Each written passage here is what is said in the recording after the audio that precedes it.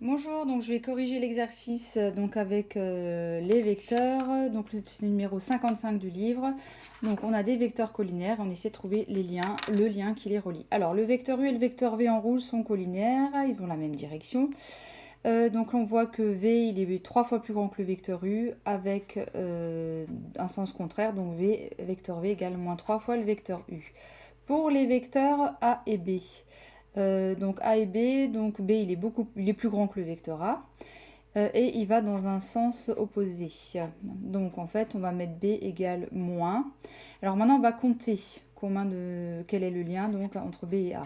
Alors il y a 2 carreaux pour A, 3 pour B. Donc on peut pas dire que vecteur B il est 3 fois plus grand que le vecteur A en termes de normes parce que 3 c'est pas le triple de 2. Alors on va essayer de se ramener à un carreau.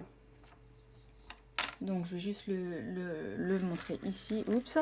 Donc on aimerait savoir le vecteur B, combien de fois c'est le vecteur A. Donc on ne peut pas dire que B c'est 3 fois le vecteur A avec un moins devant. Mais là on avait 2 carreaux et donc là on en avait 3. Donc déjà on va se ramener à un carreau. Donc on va devoir diviser par 2 puisque là on avait 2 carreaux. Et comme c'était 3 carreaux ici, on a bien 3 demi. Donc vecteur B c'est moins 3 demi du vecteur A. Hein, donc je répète, A, il y avait 2 carreaux. Si je divise par 2, j'ai un carreau. Et si je multiplie par 3, j'ai bien 3 carreaux. Les 3 carreaux que j'ai ici. Voilà. Alors, ensuite, ça c'était B et A.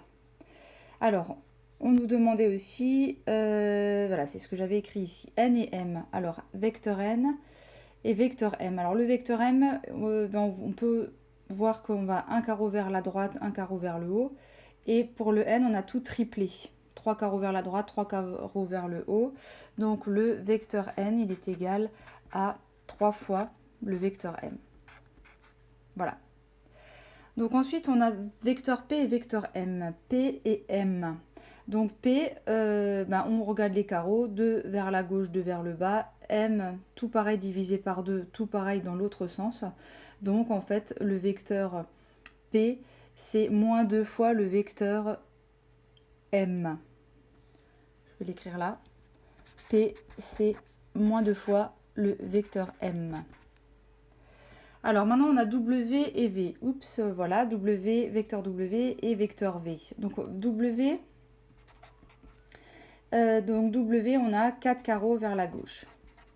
Et V, on a 3 carreaux vers la droite. Donc j'ai écrit ça ici, voilà. Donc en fait on a dit il va falloir se ramener à un carreau pour V et après on va en prendre 4 puisque 4 ça va être 4 fois 1. Donc ici, le vecteur W, il n'est pas 4 fois plus grand que le vecteur V, mais donc comme dit, on va se ramener ici à un seul carreau, donc on va devoir diviser par 3, donc on a un tiers du vecteur V, et là comme on en a 4 des carreaux, eh bien on va multiplier par 4. Je mets un signe moins parce qu'ils étaient de signe contraire. Vecteur W, c'est moins 4 tiers du vecteur V. Je revois à nouveau mon dessin. Vecteur W, c'est moins 4 tiers du vecteur V. Moins 4 tiers, ça fait environ moins 1,333. On vérifie aussi que ce soit cohérent. Hein. Et donc on n'en a plus qu'un dernier lien, n, vecteur n et vecteur p. Donc vecteur n et vecteur p. Alors le vecteur n, on peut dire que si on a par exemple, alors je vais juste rajouter là, si maintenant on avait un repère ici orthonormé où on a 1 et 1 ici, on imagine qu'un carreau c'est 1, un carreau c'est 1 sur l'autre axe, on peut aussi raisonner comme ça, le vecteur n, ses coordonnées sont 3 et 3. Voilà. Alors que le vecteur p, ses coordonnées sont moins 2 et moins 2. Donc maintenant, on va se dire comment est-ce qu'on fait pour passer du vecteur P au vecteur N ou du vecteur N au vecteur P. Donc N, c'est combien de fois le vecteur P. Donc, je vais l'écrire là, N, on veut le lien entre N et P. N, c'est combien de fois le vecteur P. Et bien donc, à nouveau, P, donc ici on voit que Ici, il y a un moins 2 un facteur moins 2 qui est là. Donc si on va diviser par moins 2 et qu'on multiplie par 3, on aura bien ça. Puisque là, on aimerait bien se ramener à quelque chose d'unitaire, si on veut, hein, c'est-à-dire de coordonnées 1 et 1. Donc pour avoir quelque chose de coordonnées 1 et 1, il va falloir diviser par moins 2. Et une fois qu'on a ça, on voit bien qu'il va falloir multiplier par 3 pour avoir les coordonnées 3 et 3. Donc en fait, je reviens là, on a divisé par moins 2 et on a multiplié par 3. En fait, le vecteur n, c'est moins 3 demi du vecteur p. Hein, parce que le moins, on le met souvent sur le trait des fractions, moins 3 demi du vecteur p. Petite question supplémentaire, si on voulait avoir le vecteur p en fonction de n, p c'est combien de fois le vecteur n? Oups. P c'est combien de fois le vecteur n?